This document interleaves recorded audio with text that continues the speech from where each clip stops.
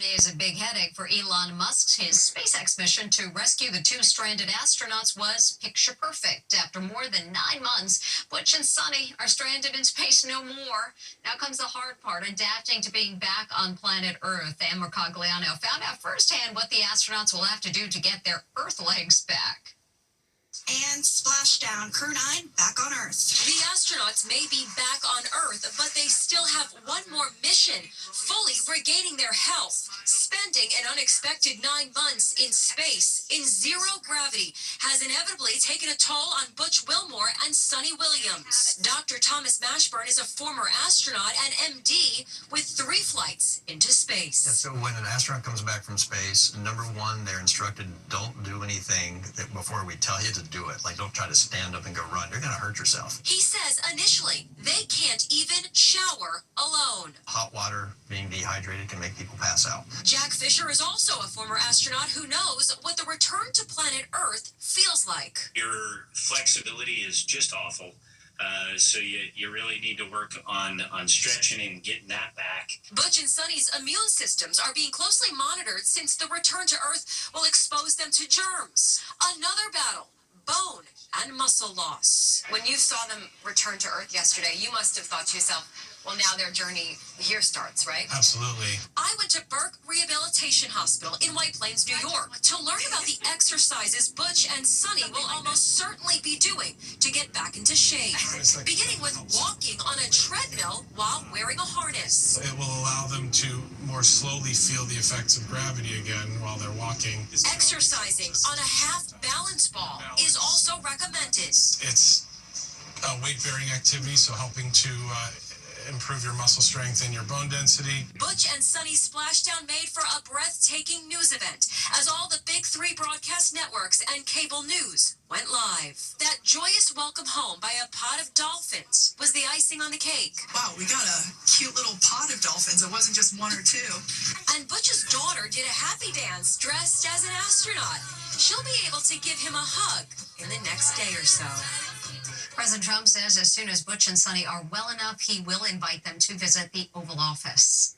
The last person to see the University of Pittsburgh student who went missing in the Dominican Republic on spring break is free to go home. The college student from Iowa was mobbed in a Dominican court as a judge ruled he is no longer required to stay on the island. One big problem, his passport has been confiscated. The tides of justice are finally turning for spring breaker Joshua Ribby, nearly 2 weeks after he came under scrutiny following the disappearance of University of Pittsburgh student Sadiksha Kananki. CBS News' Manuel Bajorquez was inside the courtroom when Ribby, who is not a suspect, was told he's free to go, but with a hitch.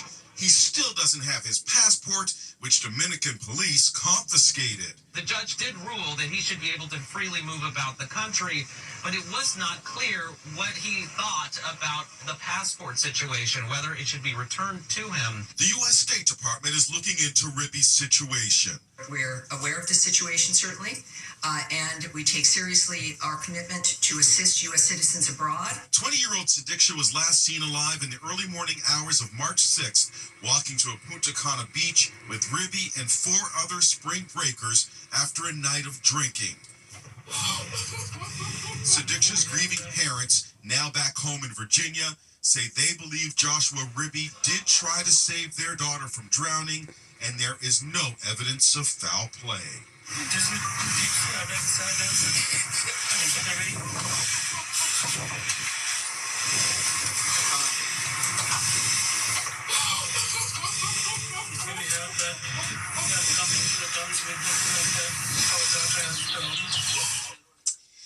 The prosecutor's office in the Dominican Republic says Ribby will get his passport returned to him tomorrow. Meantime, he has moved to a different hotel for safety reasons. Well, this...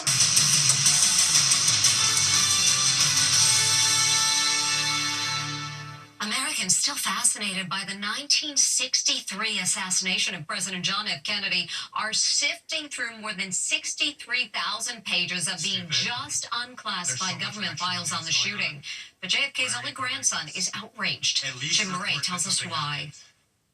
There's so much actual news going on. Why are you covering this? It's a shocking rant from JFK's only grandson as he denounces the release of thousands of declassified files on the Kennedy assassination. He's taking special aim at CNN. Why are you covering this? Why are you covering this? Stop. This is why this takes hold, because you guys cover it over and over and over again. Jack Schlossberg also took to social media to claim that the Trump administration did not give anyone in President Kennedy's family a heads up about the release. In fact, President Trump signed the executive order on January 23rd. Everything will be revealed. And spoke about it earlier this week at the Kennedy Center. They've been waiting for this for decades. Schlossberg claims President Trump is obsessed with my grandfather, but not in his life or what he achieved, only in JFK's carcass. President Kennedy died at 1 p.m. Central Standard Time. Kennedy was assassinated in Dallas in November 1963. His suspected assassin, Lee Harvey Oswald, was shot to death 3 days later by nightclub owner Jack Ruby. Now historians are examining 63,400 pages of declassified documents, hunting for morsels of new information. The New York Times is even asking readers, help us dig into the JFK papers. Have you found anything in the new files? With a box for a reply. I spoke with JFK assassination expert Larry Sabato. Are there any startling revelations in these documents? The answer is no. There are inferences here and there are bits and pieces, and it will take a long time to put them all together. One document labeled secret describes how intelligence agents in the Soviet Union watched Oswald closely when he was living in Russia. They said he was a poor shot when he tried target firing in the USSR. If there was a document that said, here are the other people involved in the Kennedy assassination, it was destroyed a long time ago. President Trump has been trying to get all the JFK files released since 2017 during his first administration. We'll be back with more Inside Edition after this.